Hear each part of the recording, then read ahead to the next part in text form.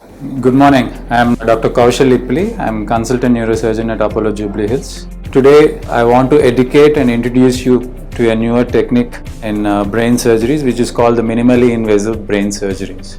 This technique has been popularized and it has wide patient acceptance because of lot of advantages that it gives. So, in the past, people have thought that, not only in the past, even now, people think that whenever they develop any neurological diseases, they can't undergo any treatment and it cannot be sorted out. And for rest of their life, they just have to live with it. But neurosurgery has advanced beyond that.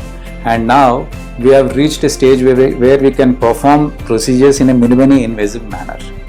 Now, how did it happen? This has happened because of advancements in advanced microscope, where the microscope gives us good illumination, that is the light, and it allows us to operate in a magnified field. That means it shows the tissues in a large picture, gives us a large magnified picture so that we can operate in a better way and cause less damage. Coming to endoscopes.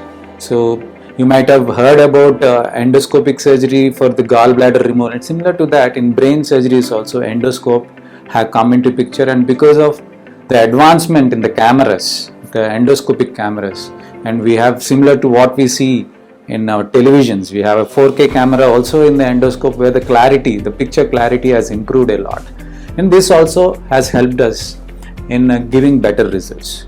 And we have something called an advanced equipment called neuronavigation, where we are able to navigate with the help of image guidance. Image guidance means with the help of the MRIs and the CT scans which we do for the brain, we are able to feed into that computer, that equipment, and that equipment will navigate us to the target. Similar to how we use our phones, where we have the GPS tracking system, like we use the Google Maps to reach to a certain place in our city.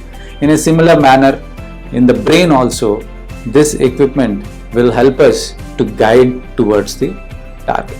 And there are many other advancements which has led to this, led to a state where we are able to perform surgeries in a minimally invasive manner. Now, what is this minimally invasive brain surgery?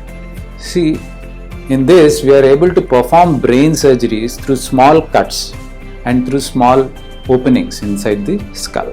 So in olden days, the surgeries were being performed where we had to open a large bone flap, a big window is created, and then we go and remove whatever we would like to remove.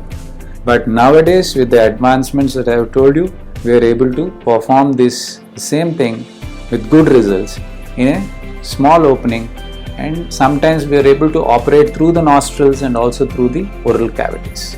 So what are the things which we can perform in this way, and why is it so popular?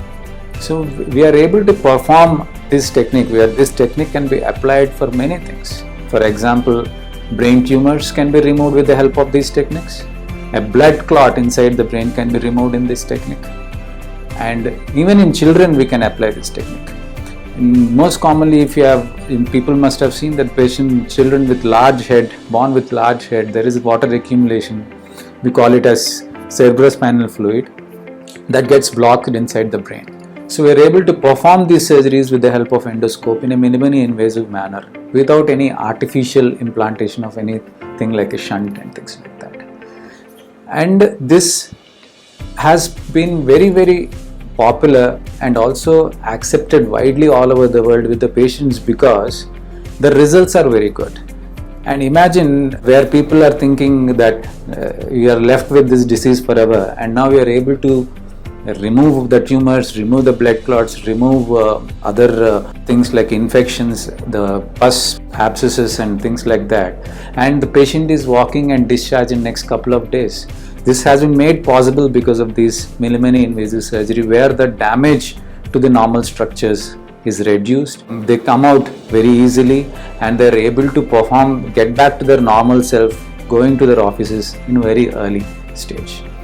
And because of this, the advantages is that you are able to minimize the hospital stay and there are less complications. And ultimately what happens, the bottom line is, when you are able to perform these surgeries in a faster manner and a very technically advanced manner, and patients are getting back to the normal self in an early stage. So the hospital stay is reduced, and thereby reducing the overall cost burden to the patient. Thank you.